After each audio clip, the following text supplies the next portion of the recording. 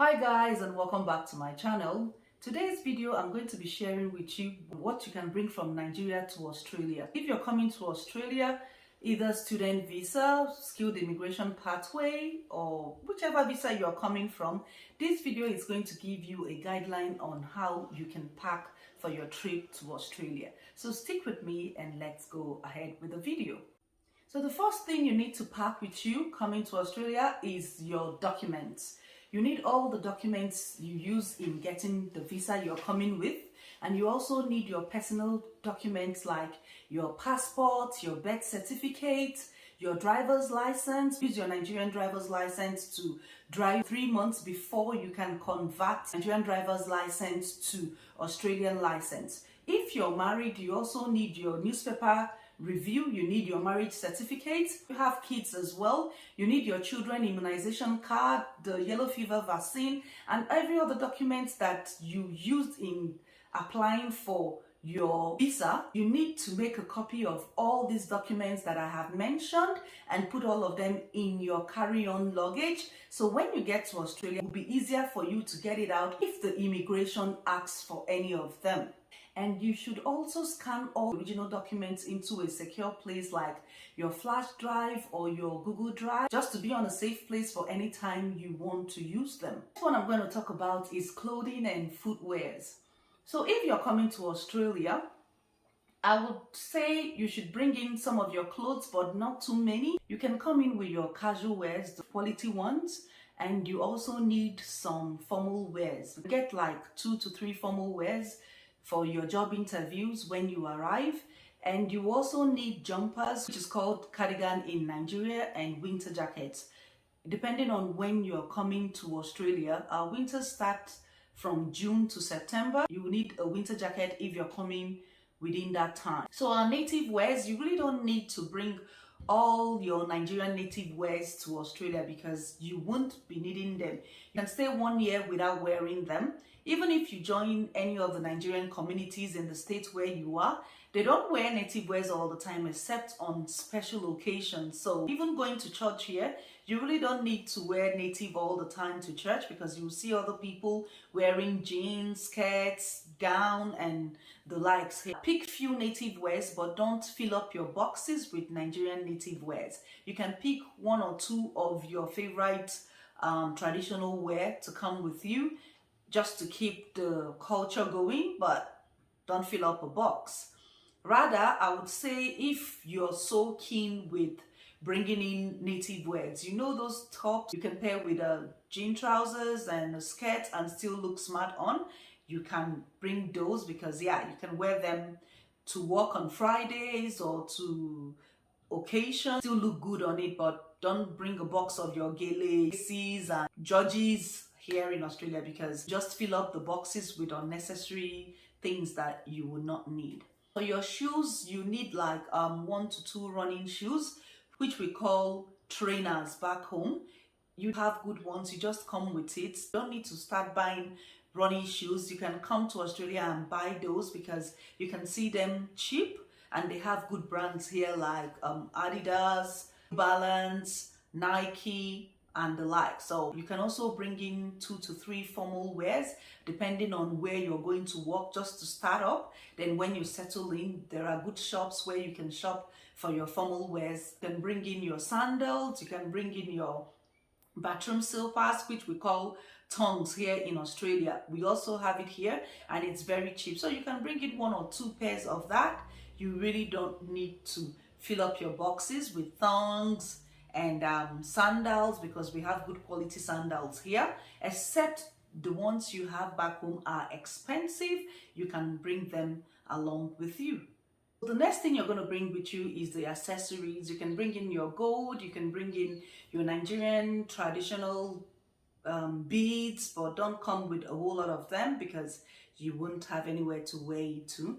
And if you're coming with a lot of gold, please put them in your passenger's declaration form, so it will be written that you actually declared that you have some gold with you while you're coming. Also, if you wear medicated glasses, I would say you should go meet your optician in Nigeria to get maybe an extra pair because if you don't and you come in with just one and anything happened to that one, protected glasses are really expensive here in Australia. Even if you have a Medicare card, you will still pay for your recommended glasses. So if you have the opportunity to get extra one from your optician in Nigeria, please do so, just to save you that cost of going to the optician here and paying huge sum of money to get a new pair of glasses when you just arrived the country. Next one is your makeup, toiletries and medication.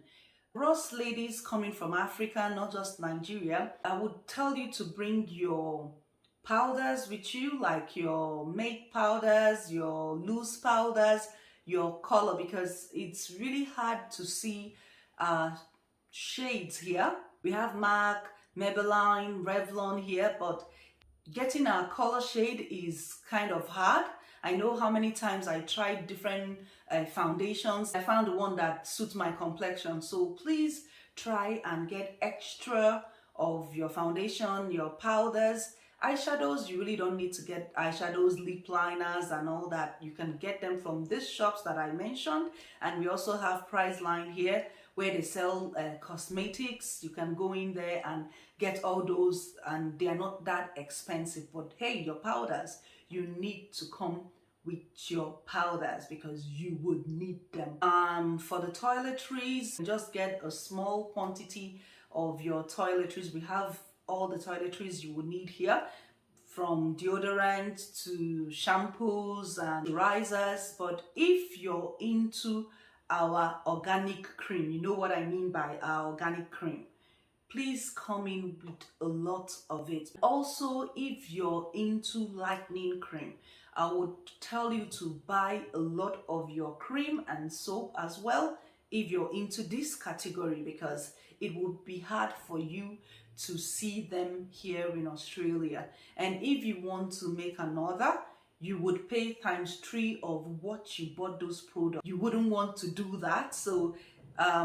budget extra for your organic cream, your lightening cream and soap and your scrubs and all that, except you want to come and try the Australian brand here, which is okay and it's cheaper as well, then you can come and do so. But if it's moisturizing cream, we have a whole lot of it here, so you don't need to come in with a lot of moisturizing cream. So for medication, you can come in with counter medications like vitamins and supplements, but not in huge quantity. For the medication, apart from these supplements and vitamins, you must get a script which has your general health assessment, and it must be signed by your doctor, and those prescriptions should not be more than 3 months. The thing you're going to bring with you is your electrical gadget. So if you have a good phone and a laptop, you can come in with it. All you need to do is buy a universal charger, because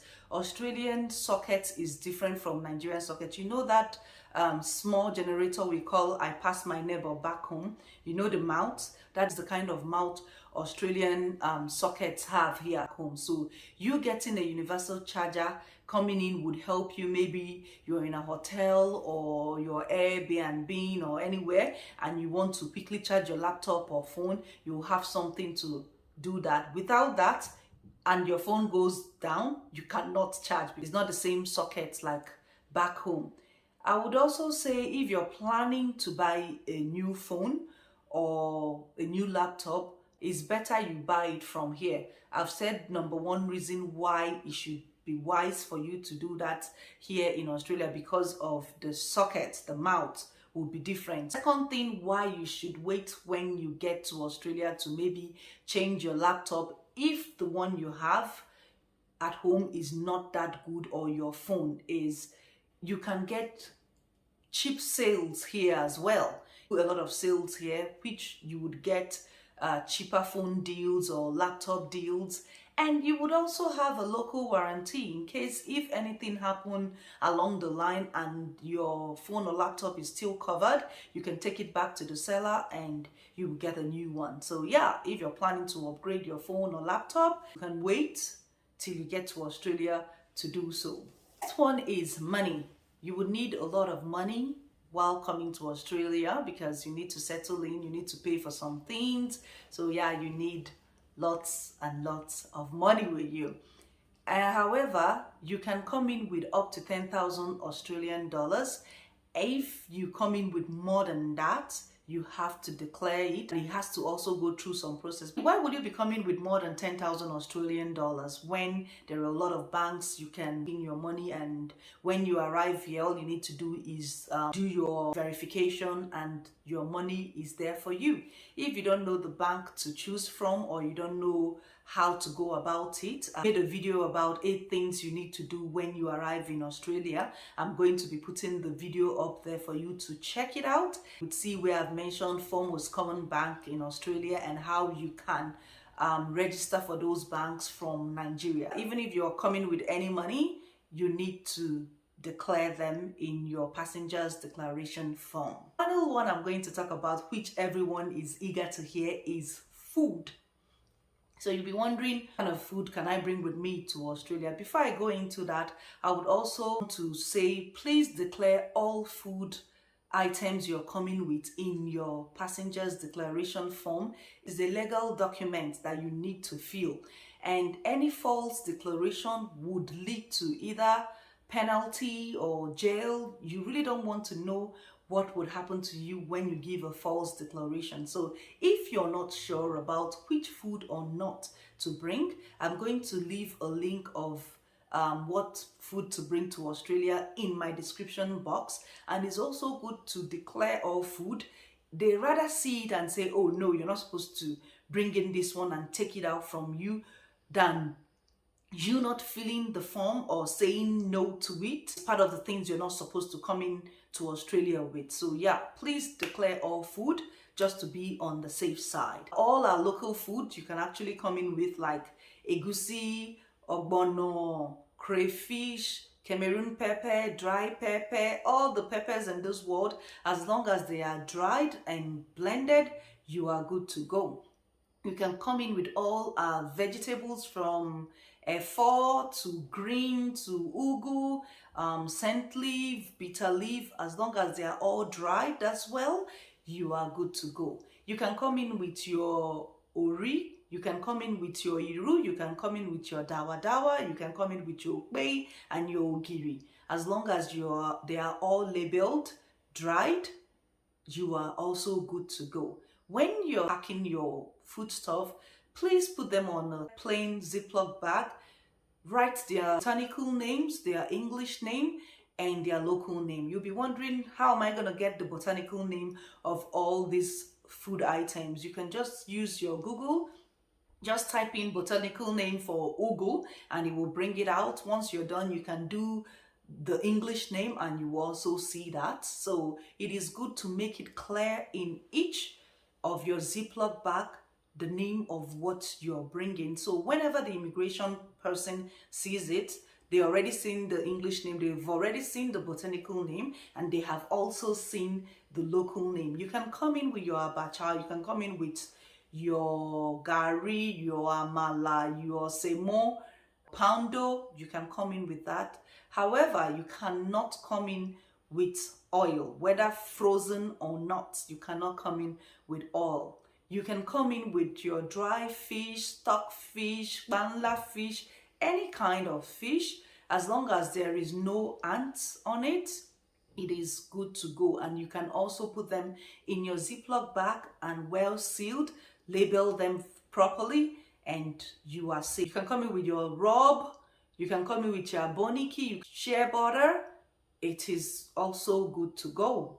You can come in with your tongari, you can come in with your moi plates. Those things you hardly see except you go to an African shop. You have all these items, especially in an African shop, but hey, you're coming to a new country, you don't want to be spending money going to buy African food yet. So you can bring in as much as you can that can last you for a long time before you can go ahead to start buying here in Australia. I know some people bring in beans, but make sure if you're coming in with beans that there is no weevils in your beans. You can come in with your breadfruit called okwa. You can come in with your abacha, you can come in with your ugba, your dry pomo, your snails.